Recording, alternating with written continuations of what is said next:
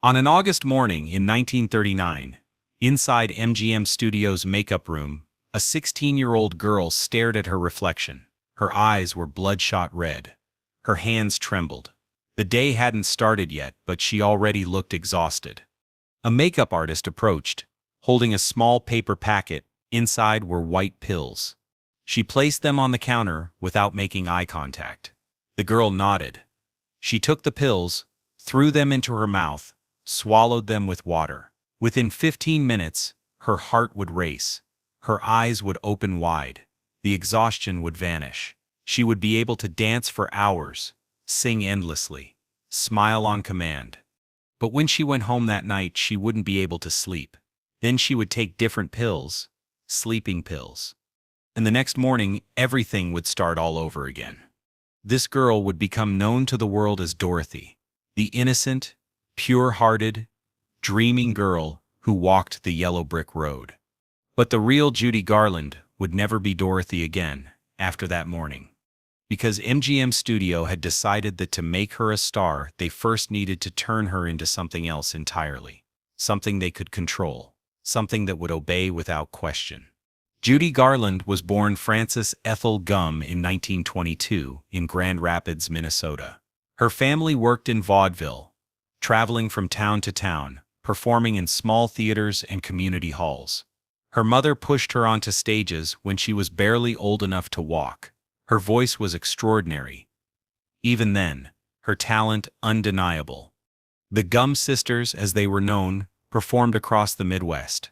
But it was young Frances who stood out.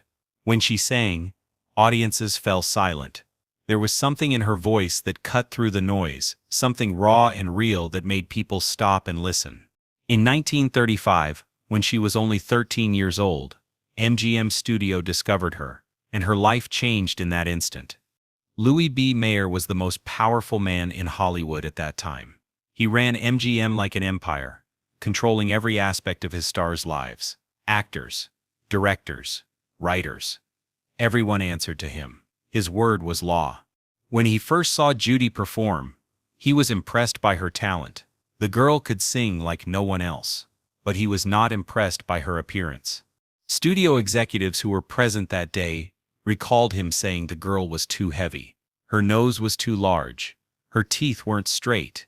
She didn't have the classic Hollywood beauty they were looking for. Judy sat in the corner of the room during this conversation. She heard every single word, every criticism, every dismissal of her appearance. That day, Mayer made a decision that would shape the rest of Judy's life. Her voice was perfect, but her body wasn't. So they would change her body. They put her on a strict diet immediately. She was allowed only soup and black coffee each day, sometimes a piece of dry toast, nothing more. She fainted from hunger multiple times, but no one cared. During filming, she couldn't eat while others did. While other actors enjoyed catered lunches on set, Judy sat in the corner watching them, her stomach growling, her head dizzy from lack of food. Some crew members started calling her names behind her back, cruel nicknames that reflected how the studio saw her. The nicknames spread through the lot. When Judy heard it, she tried to smile, tried to pretend it didn't hurt, but her eyes filled with tears. By the time she turned 16, dieting alone wasn't enough anymore. MGM was preparing her for the Wizard of Oz, and this role would change her life forever. But first, they needed to control her completely. Control her energy, control her sleep, control every aspect of her physical existence. One morning, Judy was called to the studio's medical department. A doctor in a white coat and two producers in expensive suits were waiting for her. They told her they were going to give her something to make her more energetic, something so she could dance without getting tired, something all the professional performers used. They gave her Benzedrine pills, stimulants, amphetamine derivatives, speed. They assured her these would help. Everyone in Hollywood used them. If she wanted to be a professional actress, if she wanted to be a star, she needed them. This was just part of the business. Judy took her first pill that morning. Within minutes, her heart began to race. Her mind cleared. All her exhaustion disappeared like magic. She felt alert, focused, energized. She could work for hours without stopping. She could dance until her feet bled and still keep going. But when night came, she couldn't sleep. Her heart was still racing too fast. Her mind was still spinning. Her eyes wouldn't close no matter how tired her body felt. The next day, when she complained to the studio about not being able to sleep, they gave her different pills. Seconal, sleeping pills, barbiturates, powerful sedatives that would knock her out within minutes. They instructed her to take these at night to sleep, and the others in the morning to wake up. And so, a 16-year-old girl began taking pills twice a day, in the morning to wake up, at night to fall asleep. Her entire biological rhythm was now controlled by chemicals. No one told her what these really were. No one explained they were highly addictive. No one warned her that once she started, stopping would be nearly impossible. She simply obeyed. Because MGM had told her to be professional, and she desperately wanted to be professional. She wanted to prove she deserved to be there. The Wizard of Oz filming began in the summer of 1938. Judy was preparing for the role of Dorothy, and this was the biggest opportunity of her life. She knew it. Everyone knew it. But the set was a nightmare from day one. On the first day of costume fittings, the wardrobe department fitted her with a tight corset that compressed her torso. It was so restrictive, she could barely breathe. It was designed to flatten her chest and make her appear younger. They told her she needed to look like a child, like a 10-year-old girl from Kansas.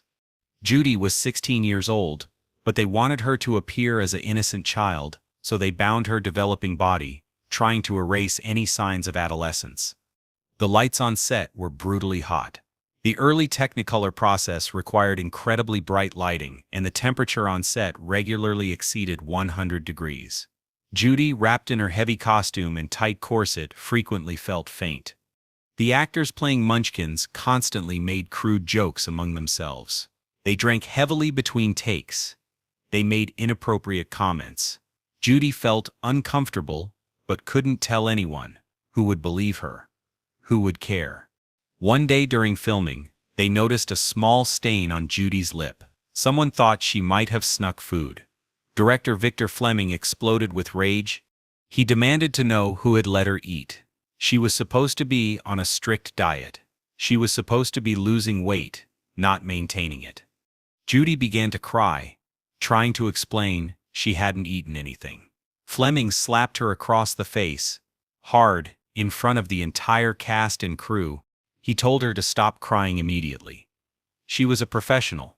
She needed to act like one. Crying was for amateurs. The set froze. Everyone witnessed it. No one said anything. No one defended her.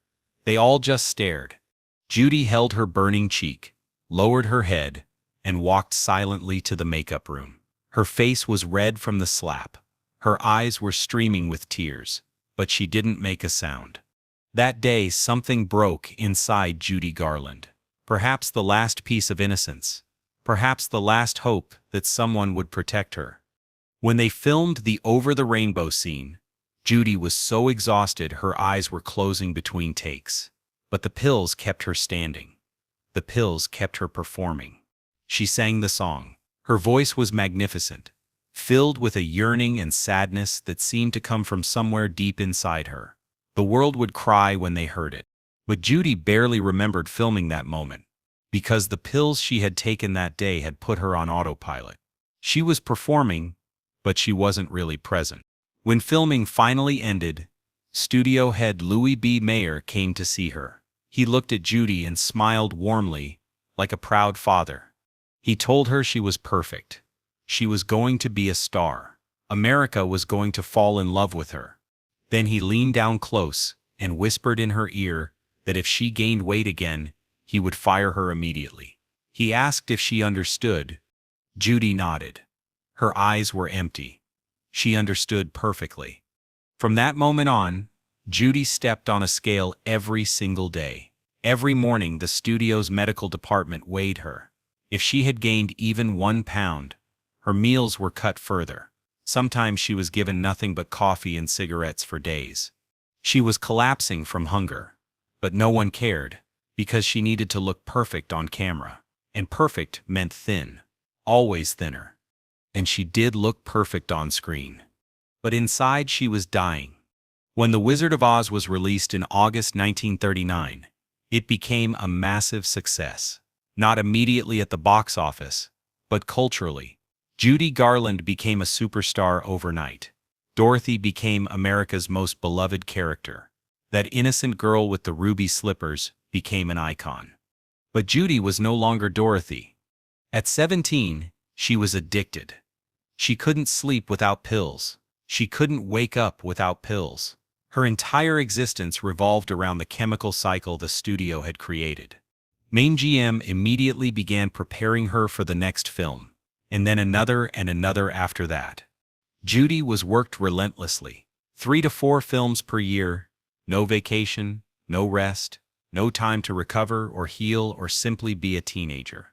And every morning, the same pills. Every night, the same sleeping medication. The doses kept increasing because her body was building tolerance. One day, she told her mother through tears that she couldn't take it anymore. She wanted to stop.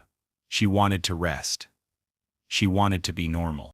Her mother, Ethel, responded coldly that she couldn't stop. She was supporting the entire family now. Her father, her sisters, everyone depended on her income. She would continue working no matter how she felt. In that moment, Judy understood a terrible truth. No one was going to save her, not even her family, especially not her family. She was just a product to them, a money machine, and the machine would be run until it broke down completely. Throughout the 1940s, Judy Garland was one of MGM's biggest stars. Meet Me in St. Louis, The Harvey Girls, Easter Parade, The Pirate. Every film broke box office records. Her name on a marquee guaranteed success. But Judy could no longer control herself. Her pill dosages had increased dramatically. Sometimes she was taking 20 to 30 pills a day just to function.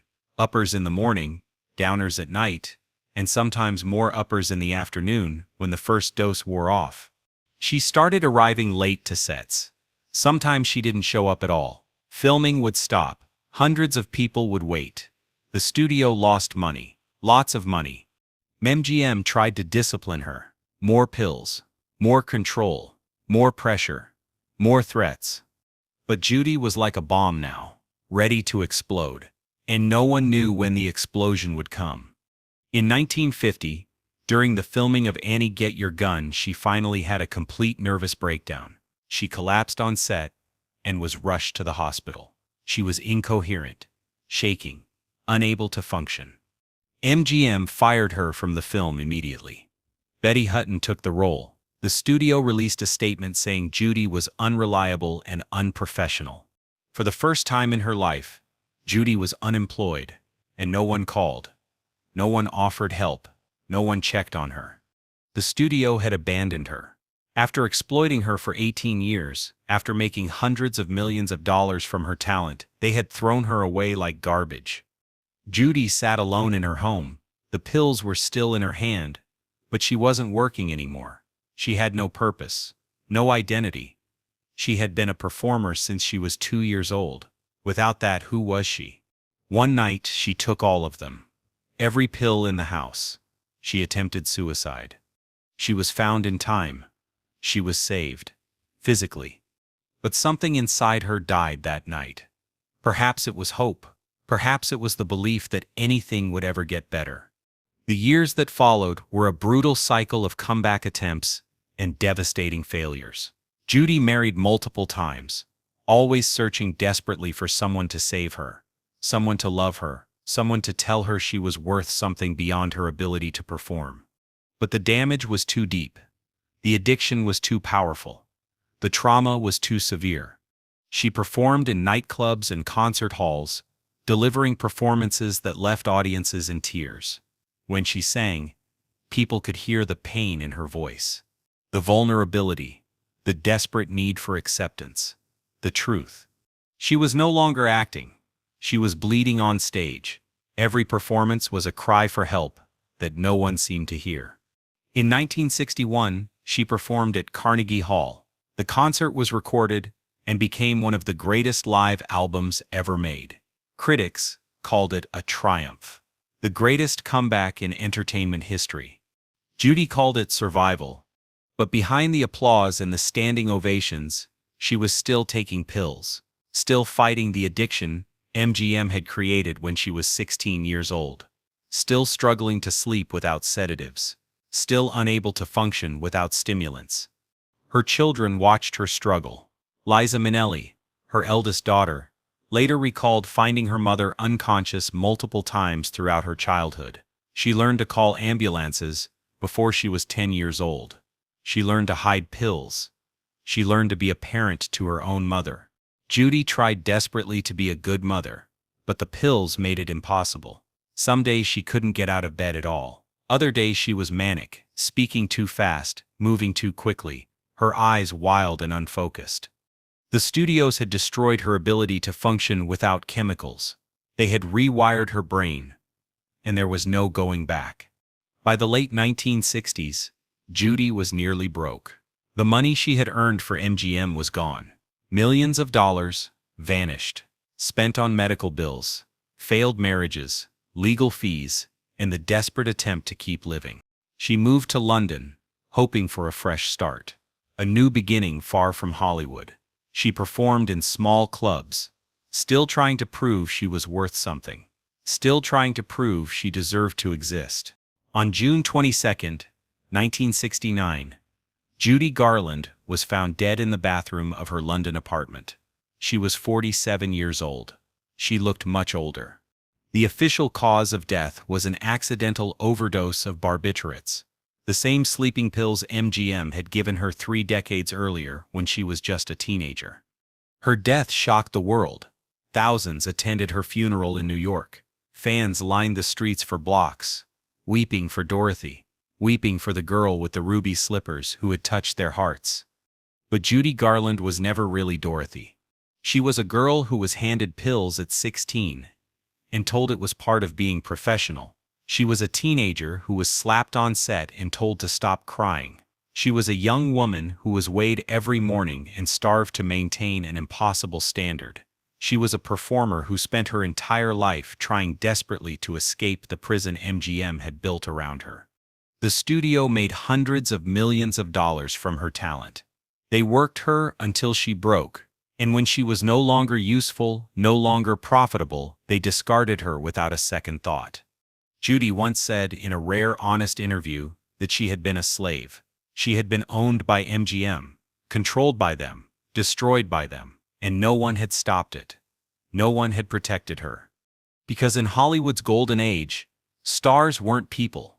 They were products, investments, assets to be managed and exploited, and products could be manufactured, controlled, used up, and replaced.